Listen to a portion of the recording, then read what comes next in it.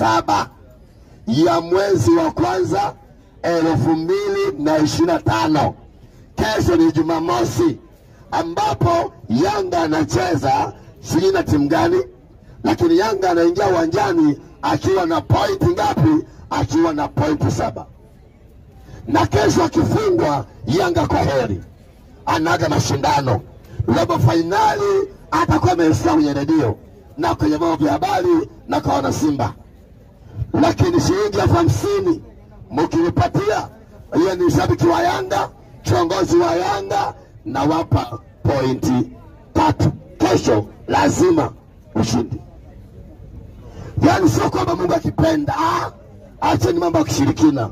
Niko mwenye ufunguo, mwenye power. Tamko moja tu, Yanga na ndio maana naongea mbele za watu.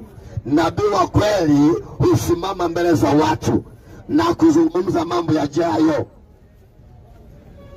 Sio wala ambao mechi kishaisha wanaanza nitabiri. Tunatabiri kabla tukio. Nipeni shilingi 50 tu ili niwape pointi 3. Maana nyinyi mtapata hela nyingi.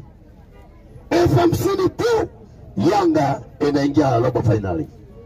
Yani watake wasitake, 50 tu mkinipatia, Yanga robo finali lazima. 50 tu mkinipa, watu wote ni mashahidi. Wote ni mashahidi. Hifadhi muamala wako, kama nitiko pesa, M-Pesa, ukinipa hapa, nipe na klipu juu tupige.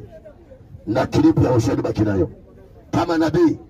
Kama nabii mwenye mamlaka, Yanga naipeleka robo finali. Mimi hawataenda kwa nguvu zao, hawataenda robo finali kwa sababu wana mfadhili mkubwa. Wataenda kwa neno langu. Nipele 50 niwapeleke robo finali. Iwe ni kiongozi wa Yanga au shabiki wa Yanga, nipeni.